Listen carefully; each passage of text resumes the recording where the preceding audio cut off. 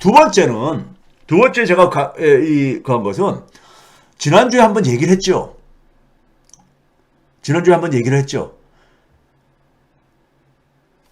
김건희 씨가 왜 이렇게 사단을 계속해서 키웁니까?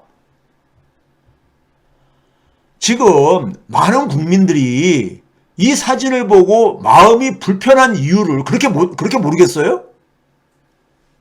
장경태 의원이 조명을 그에 사용했다니까는 이걸 고발하겠다는데 윤리에 제소하고 고소를 하겠다는데 참 이거 아프리카 독재국가에서도 이런 짓 안 합니다. 참 진짜 찌질하십니다. 예? 이거 그래서 어느 사진 작가가 트위터에다가 이런 내용 올렸죠.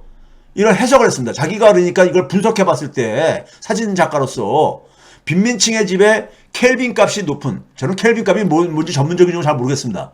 화이트 조명이 있었을 리 없고 이렇게 밝게 촬영됐다는 것 자체부터 현장에서 조명을 설치했다는 것, 더욱이 김건희의 얼굴 하이라이트 및 섀도우를 보고 판단했을 때 우리가 사진을 바라보는 입장에서 좌측 30도 각 위에서 45도 각도 아래 방향으로 조명이 하나 있었을 테고, 이게 전문적인 사진작가가 이걸 자기가 분석을 해보니까 그렇다는데, 이게 뭐 사실일 수도 있고 아닐 수도 있고, 아니면 이게 뭐 그러니까 소위 말해서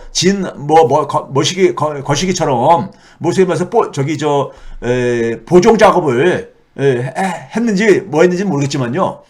그러면서 이런 얘기 하잖아요. 결론은 뭐냐면은 온 카메라 플래시 촬영이면 그나마 이해했을 텐데 이 사진은 연출을 위해서 최소 2개의 별도 조명을 활용해 찍었을 전형적인 목적이 분명한 오프 카메라 플래시 사진, 빈공 포르노다, 이런 이제 사진 작가의 이게 트위터에 올렸어요. 이 사람은 고발 안 합니까?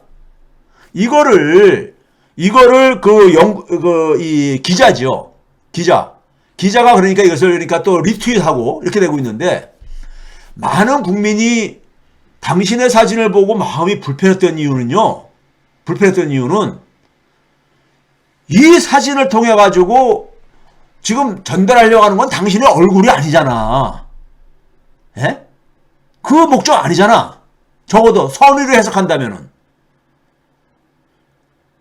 만약에 당신이 예전부터 만약에 이 소년을 후원해 왔거나 아니면 이 소년을 그러니까 치료해주는 의료원에 후원을 해왔다거나 그랬다라면은 굉장히 자연스럽게 갈 수가 있어요. 근데 당신 그런 적 없잖아. 예? 근데 납세자 국민 돈을 가지고 쇼를 한다고 많은 국민들이 생각을 하게 지금 만들고 있는 거잖아. 예? 왜? 그리고 제가 지난주에 얘기했죠. 국내 중증장애 아동 관련 예산은 전액 삭감을 했잖아. 국힘당이, 정부가. 예? 그러니까 유선적이라고 느껴지는 거야. 유선적이라고. 예? 이걸 모르겠어요, 이거를요? 국민들한테, 많은 국민들이 그러니까는 분노하고 욕을 하는 이유를 모르겠냐고. 예? 진짜 모르는 건지, 제발 좀, 찌질한 짓을 좀 그만 좀 합시다. 장경태 의원을 고소한다는데, 이건 아프리카 독재국가에서도 이런 일 없어요. 제발 좀, 이걸 사단을 잠깐만 키우지 맙시다. 이렇게 하면 할수록 외신에 계속해서 국가 망신만 당해요. 국가 망신만 당합니다. 예? 자, 이거 제가 지난주에 보여드렸잖아요. 우리나라에 중증 장애를 겪고 있는 아동들이 29만 명이나 된대요. 거의 30만 명 가까운 거죠. 근데 이 중에 집안에 이런 어린이 한 명 있으면요, 여러분들, 저도 이제 과거에 제가 살던 집 옆집에 그런 애가 있어가지고 제가 그 어머니가 아주 그냥 이 삶을 완전히 그러니까 포기하고서는 자기 삶은 하는 걸 제가 이렇게 같이 몇 년을 같이 살면서 제가 지켜보고 그랬었어요. 예? 집안이 완전히 저거 돼버리잖아요. 예? 근데 경제적으로 여유가 없는 집안들은 제대로 치료도 못한단 말이에요. 예? 그래서 이 공공어린이 재활병원이 하나인가 이렇게 뭐 있다는데 이걸 예산을 전액 삭감했다는 거 아닙니까? 난 이걸 보고서는 이 사람들이 인간이 맞는가? 김건희 여사, 당신이 진짜 이게 선이라면은 이 예산부터 다시 복원 좀 시켜주세요. 예산부터 복원시키라고. 그러면 좀 진정성을 믿을 테니까는. 어차피 당신 돈 아니잖아. 예? 국민들 세금으로 가는 거잖아. 나 세금 많이 내거든요?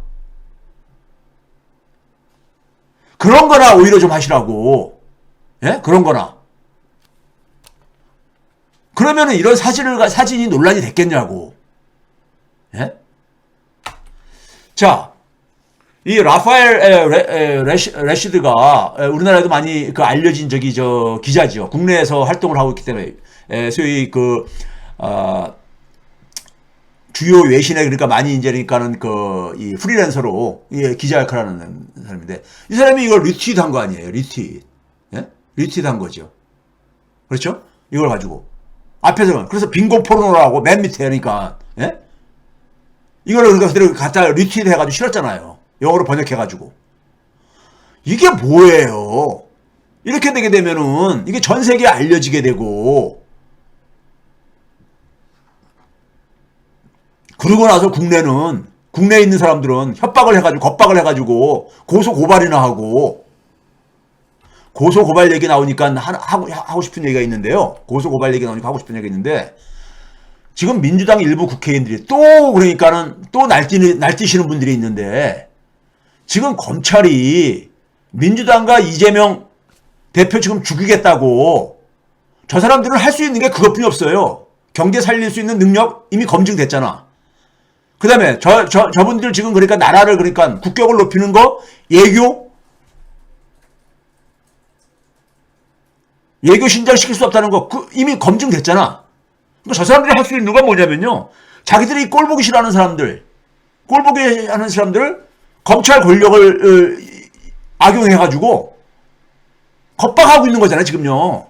근데 거기에 그러니까 부안해동하는 민주당 국회의원들을 또 지금 부안해동들 하고 있는 국회의원들이 나타나고 있던데 제발 좀 정신 차리세요. 제발 정신 차리라고. 국회의원 분들 만약에 이 방송 들으시면은 당신들 목표 뭐예요? 다시 재선되는 거잖아. 예? 그게 목표인 사람들 아니야? 근데 당신들 계속 그렇게 하게 되면은 국회의원 자격 없어. 촛불 시민들 그런 분들 다음번 선거에서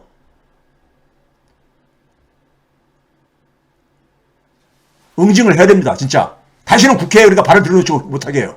해야 돼요. 그리고 최근에 보니까 또 이제 이낙연 전 총리가 이름이 거론되고 그러는데 저도 이낙연 전 총리하고 개인적으로 인연이 있는 사람이다 보니까는 만약에 이 방송을 들을 기회가 있다면은 이낙연 전 총리한테도 제가 한 말씀 드리고 싶어요. 뭐냐면은 다시 정치를 하고 싶으시면은 지금 들어오셔가지고 그리고 검찰 권력에 대해서 준엄하게 꾸짖어 주세요. 준엄하게 꾸짖으시라고. 예? 그게 할 일입니다. 당신이 할 일이에요, 지금. 예?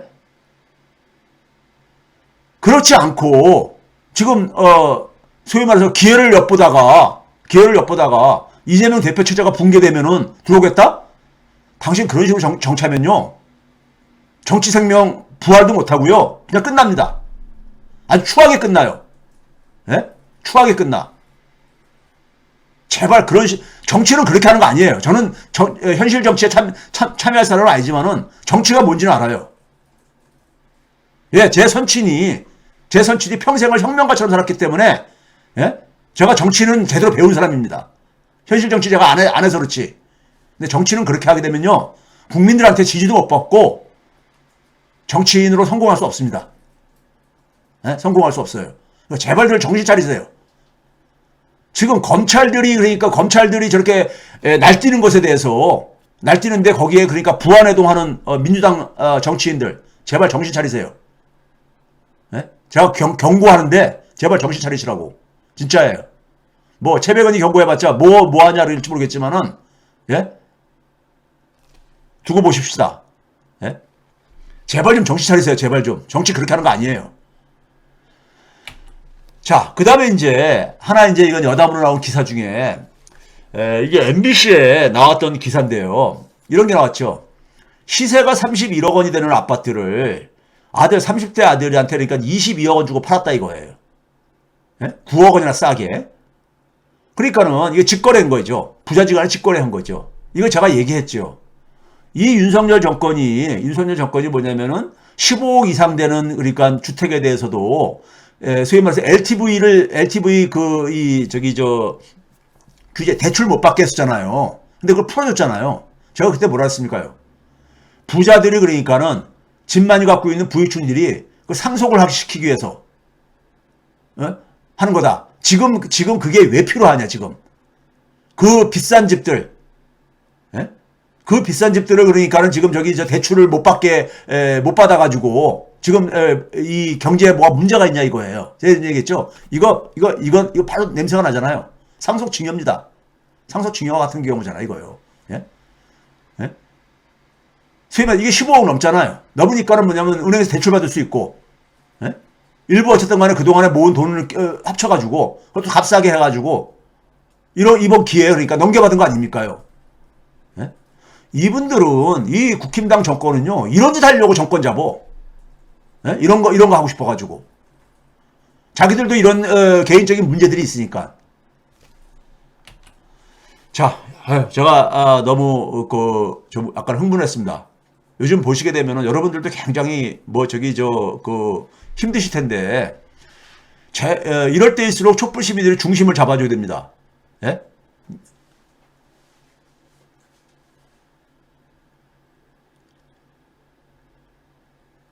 제발 민주당 내부에서 민주당 흔드는 짓, 민주당 국회의원들 보이지가 않아요 지금요. 보이지가 않아. 일부 몇 사람 빼놓고는 보이지가 않아. 예? 그래서 제가 작년부터 그랬잖아요. 예? 한 저기 국회의원 되고 나면은 아주 빠른 속도로 기족화가 되는데 한 90%는 그러니까 다음번에 정리를 해야 된다. 예? 170명 중에서 10% 정도면 한 17명이잖아요. 사실 17명 정도 빼놓고 제대로 하려고 하는 사람이 저는 있는가도 싶어요. 솔직히 말해서요. 자, 오늘 주제로 넘어가겠습니다. 오늘 주제로요. 제가 내년이 굉장히 두렵다고 하는 이유는요. 경제 위기는요. 인재입니다. 제가 늘 얘기하지만 인재예요. 왜 자연세계는 없잖아요. 경제 위기라는 게요. 민주당 보면 짜증나죠. 촛불 시민들이 들고 일어나야 됩니다. 예? 촛불 시민들이 가만히 침묵하고 있으면 안 돼요. 제가 정치 외면하면 안 된다 그랬잖아요. 외면하면 안 돼요. 예?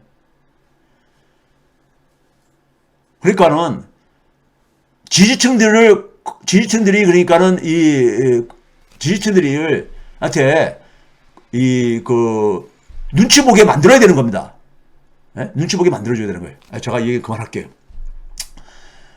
자, 경제 위기는요, 인재예요, 인재. 사람이 만든 겁니다. 그렇기 때문에 대책도 있어요. 대책도 있습니다. 예? 사람이 만든 거니까요. 사람이 만든 건 다 대책이 있어요. 해결책이 있습니다. 근데 지금 그동안 봤듯이 윤석열 정권 6개월을 지켜봤듯이 이분들은 대책이 없는 분들이야. 예? 그리고 이 상황 속에서 한국은행이 굉장히 중요한데 한국은행도 연준만 쳐다보고 있는 거야. 연준이 빨리 그러니까 턴어라운드 하기를만 기다리고 있는 거예요. 결론부터 얘기하면요. 그러니까 이게 뭡니까요? 비가 내리기를 기다리면서 과거에 보게 되면은 예? 지금 저기 호남 지역 가뭄이 심하더라고요. 굉장히 심하더라고요. 그러니까 비 내리기를 기다리는 것처럼 그러니까 예? 과거 전통시대 때 보게 되면요. 하늘에다가 그러니까 고사진하고 그러면서 지금 그런 상황이에요. 그런 상황입니다. 왜? 그 자신들은, 그 관련자들은 별 큰 타격 없거든요. 경제 위기 오더라도요. 예? 그러니까, 대책이 없는 거야. 실력이 없는 거야. 그러면 사실 그 공직에서 떠나야 됩니다. 내가 이거 해결할 수 없으니까 다른 분한테 넘겨주세요. 해야 되는 겁니다. 제가 과거에도 얘기했지만은, 예? 다른 사람이 뭐 할 수 있어? 이런 건방진 얘기를 하지 말아야 됩니다. 적어도 자기가 해결할 수 없으면은 자기는 그 공직에 있으면 안 되는 거예요. 지금 굉장히 중요한 시기잖아요. 중요한 시기야. 저는 공직 안 할 거기 때문에 이런 소리 자유롭게 할 수 있습니다. 예? 공직 안 할 거기 때문에. 예? 공직하기도 싫고요. 근데 제발 좀 본인이 해결할 능력 없으면 제발 좀 그 자리에서 떠나주세요. 예? 당신들 말고도 사람 많으니까는.